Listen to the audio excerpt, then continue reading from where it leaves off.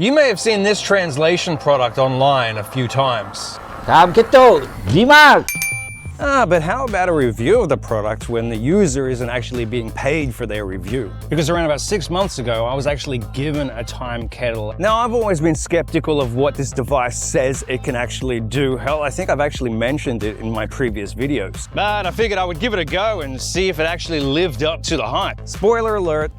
It didn't. Now, unlike so many places in Thailand where loud music is blaring or it's really noisy, my office environment is very, very quiet. So noise is minimal, the people aren't speaking over each other, and the physical environment is absolutely perfect for being able to hear what other people are saying. So right off the bat, I was using this product without any outside elements that Timekettle couldn't actually control. Now I'm using the WT2 Edge, and the amount that I can see for this device online is between 8,000 to 12,000 baht. So firstly, the device actually charges really quickly, which would be a benefit if it actually worked and I wanted to use it. But having the ability to charge something quickly is a pretty redundant feature when you're not using the product at all. But yeah, you can actually charge these things from dead to full in around about 30 to 45 minutes via its typical USB-C connection. Secondly, it only goes from a couple of seconds from having the unit in your hand to be able to have it in your ear and working, translating what you're hearing, which again would be beneficial if I was using it regularly,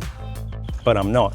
Thirdly, I do like the fact that the app saves the translations so you can export them later. But the app crashes every time I try and search my history of my translations. So again, a positive feature that ends up being pointless. And fourthly, I don't know why, but when I use Timekettle on my phone, the microphone works so much more effectively than it does with Google Translate. With the Timekettle app, if people were standing even over 2 or 3 meters away, it could pick them up quite clearly. While Google Translate only worked if people were right by the phone or they were using a microphone. Now I'm done with the positives, let's get to the negatives on this thing. Number one, the translations absolutely suck. I received the Timekettle product around about 4 months ago, and I stopped using it 3 months ago. The main reason being is I was sick of the nonsense that I was listening to and trying to make sense out of any of it. If I was lucky, I would get the basic context of what people were talking about. The majority of the time though, the things that were going into my ear were so nonsensical that I was laughing constantly. Somebody could be telling me about how they were cooking some Thai food,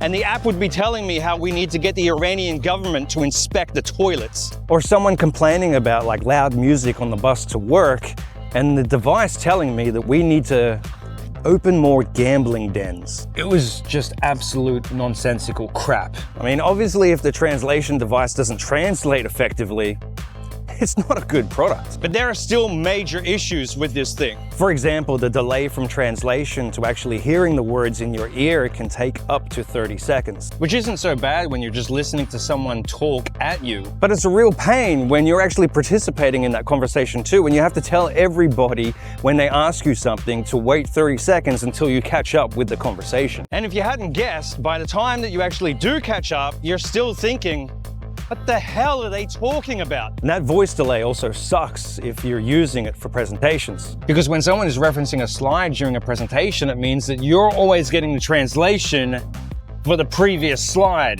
Number three, now while the case that the product actually comes in is quite slim and compact, carrying around separate headphones just for random translations that might occur, it's completely not functional. Problem 4, even though I was using the device in a crystal clear environment, the product is marketed as an everyday usage product. I did use them outside of work a couple of times, and it was practically impossible to get anything remotely useful out of these things. So I don't blame the app for not working in those environments. But these devices were marketed for everyday usage by the company.